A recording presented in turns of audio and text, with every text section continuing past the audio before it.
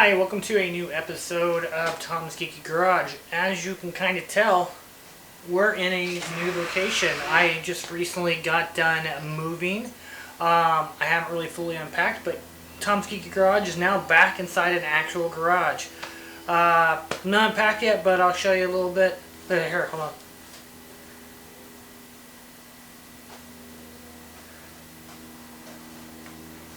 Okay, got a work desk right here.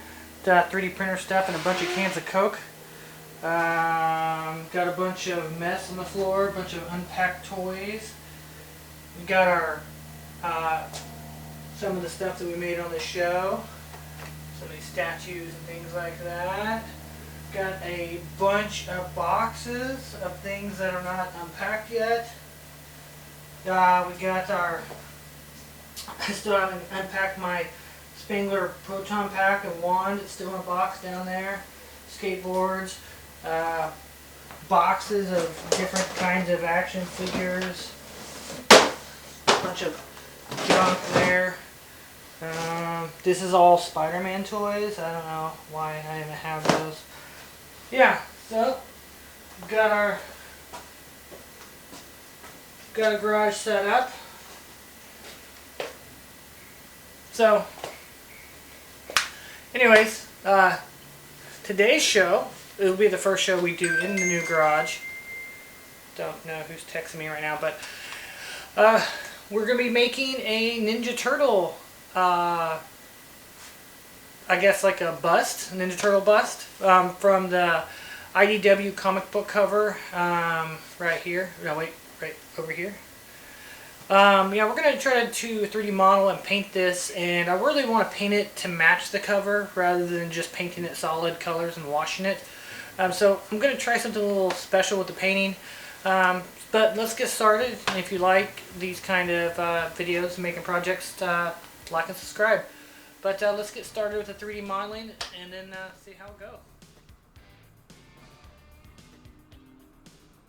Alright, so one thing that I wanted to do here when I was doing the base modeling for the sculpt was get it about 95% there.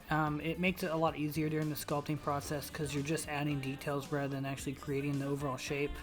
Normally I would just start out with like a ball and then sculpt all the detail in, but for this I wanted to kind of get there with just geometry. So this is about as close as I could get, which is close enough. So now we're going to start sculpting onto that.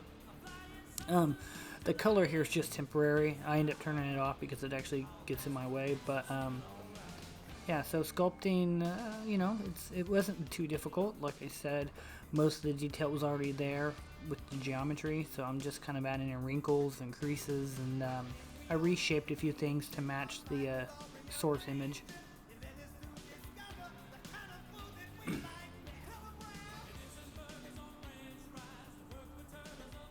I didn't know what detail to put in the back here because obviously you don't see it. So I noticed when his hairpiece, his eye mask, I should have had two like tails hanging off of it, but in the image you only see the one.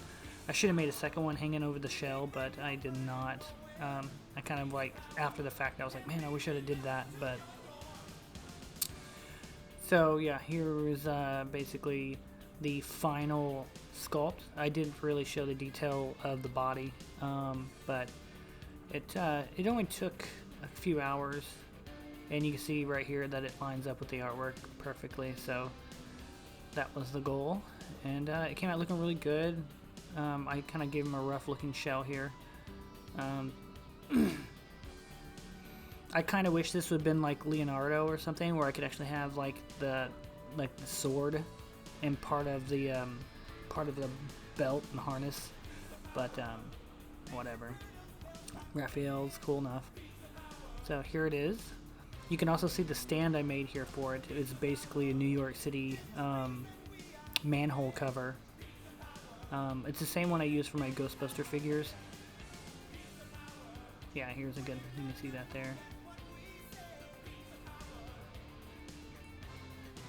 So this print, I printed on my highest setting, so it came out really smooth. You can't see any of the print lines in it. Super smooth. The bottom was a little nasty, but I cleaned that up with some sandpaper pretty easy. Yeah. You can see the detail of the shell here. So let's get it on the stand. There we are.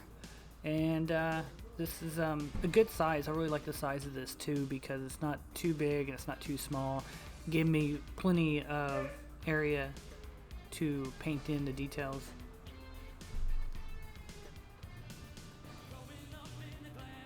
So now we're going to start painting. I just basically decided with the paint job, since we're mimicking the comic book art, would be to start with the darkest color. So I did a base coat of dark green here, like a dark forest green.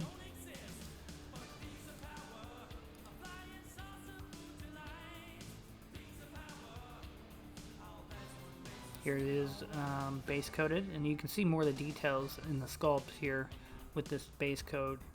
The shell came out looking really cool. I really like that detail there. So starting the painting, I decided to start with the lightest shade of green here. So I worked my way backwards. So I did the lightest shade and then slowly added darker and darker shades to it. So what I'm doing here is I'm using the actual artwork as a reference of where these hot spots and colors should be to kind of mimic a light source. And so this was the when the first shade is done, and I think that looked pretty cool, just the two colors. But I did go back through with different shades of green and kind of do like a rainbow effect from lightest to darkest, similar to what the artwork is doing there.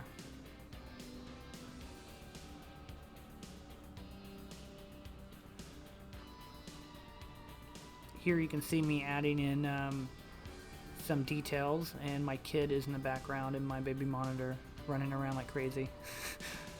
Yeah, so this was a pretty fun part of going in and just using kind of like, I think I was using basically just like a watered down black, where it was a real kind of a translucent black just to highlight little details and stuff.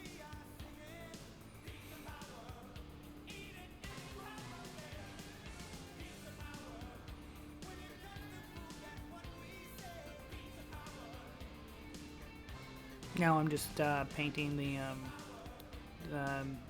the face mask here. Did a base coat of white and then did red, and then after the red coat was on, I came in with a dark red and did the shadowing, same as I did on the green areas.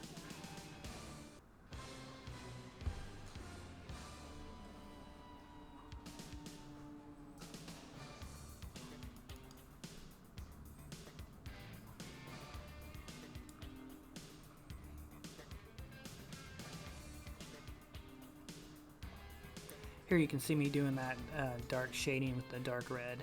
Just try to do like a 50-50 mix of matching the source artwork and kind of imagining where light and shadow would hit from where the light source and image is coming from, which is kind of his like upper right side. Left side is upper left side.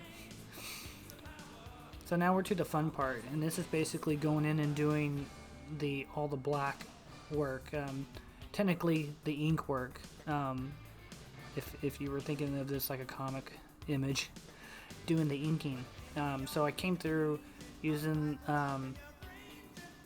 the source image to know where these lines need to be, but kind of came through and just painted in all the shadows, and then did a bunch of like cross hatching and things. You can see that on the cheek there, how it's got that cross hatching look.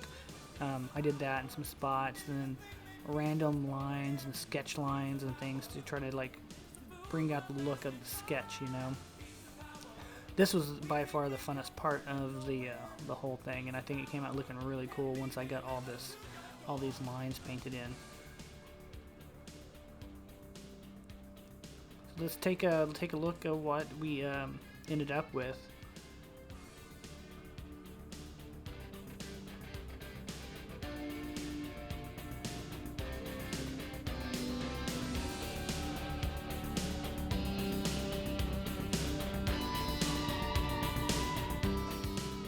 I think this came out really cool. I wish I had got better footage of this, because after I took this footage for this in piece, I tried to spray some matte finish on it, and it actually ruined the piece. Like, it cracked and it messed it up. So this was like the last footage of this I got, but I'm happy I got this footage of it before it went bad. I just wish I'd had my studio lights on so I could have got better lighting.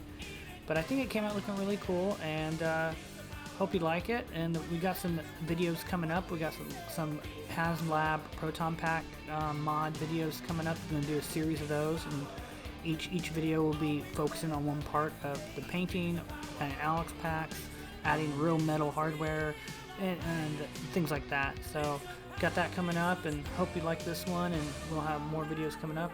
Like and subscribe, and then we'll see you later. Bye.